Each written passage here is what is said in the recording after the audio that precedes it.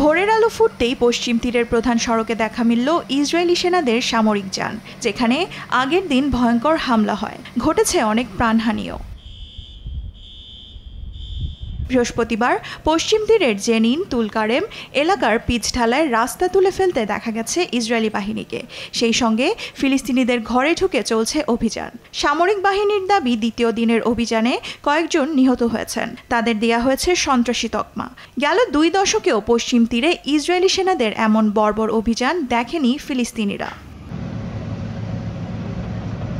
ফিলিস্তিনের ভূখণ্ডে নির্বিচারে হামলায় ভিন্ন মহলে উঠেছে নিন্দার ঝড়। শরণার্থী শিবিরে আগ্রাসনে নিন্দা জানান জাতিসংঘ মহাসচিব অ্যান্তোনিও গুতেরেস। হামলা বন্ধের দাবি জানিয়ে আহতদের চিকিৎসা নিশ্চিতেরও আহ্বান জানান। সংস্থাটির পরিসংখ্যানে এসেছে, গেল অক্টোবর থেকে পশ্চিম তীরে ইসরায়েলি বিমান হামলায় প্রাণ গেছে প্রায় অর্ধশত ফিলিস্তিনির।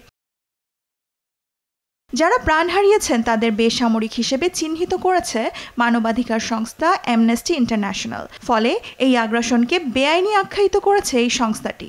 অভিযোগ, ইসরায়েল গাজা যুদ্ধকে পশ্চিম তীর পর্যন্ত বিস্তৃত করতে চায়। ক্ষুব্ধ মিশর ও জর্ডানও। নিরপরাধ ফিলিস্তিনিদের বিরুদ্ধে অভিযানে উদ্বিগ্ন লেবাননবাসী। পশ্চিম তীরে যা ঘটেছে তা ফিলিস্তিনি জনগণ ও তাদের জাতীয় অধিকারের ওপর হুমকি। ইসরায়েল ফিলিস্তিনিদের অস্তিত্ব মিশিয়ে দিচ্ছে।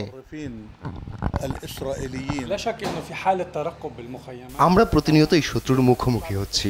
যে কোনো সময় ভয়াবহ হামলা বা হত্যাযজ্ঞ ঘটাতে পারে তারা। যতক্ষণ না এর সমাধান হচ্ছে, এসব চলতেই থাকবে। ফিলিস্তিনিদের ওপর সহিংসতায় জড়িত থাকায় ইসরায়েলি বসতি স্থাপনাকারী সংস্থার বিরুদ্ধে নিষেধাজ্ঞা জারি করেছে যুক্তরাষ্ট্র। হামলায় জড়িতদের আনা হবে জবাবদিহির আওতায়। এদিকে ইসরায়েলের কয়েকজন মন্ত্রীকে নিষেধাজ্ঞার আওতায় আনার পরিকল্পনা করছে ইউরোপীয় ইউনিয়ন। এ নিয়ে ইইউর সদস্য দেশগুলোর সঙ্গে আলোচনা শুরু হয়েছে বলেও জানান সংস্থাটির পররাষ্ট্রনীতি বিষয়ক প্রধান জোসেফ বোরেল। দেওয়ান মুবাশশিরা হোসেন, নিউজ ডেস্ক, দেশ TV.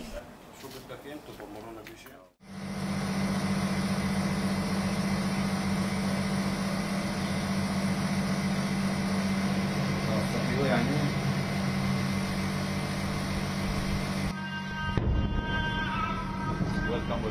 I heard it's loaded now. I see it. I think a bomb or something. You can see big smoke white. But I'm recording anyway.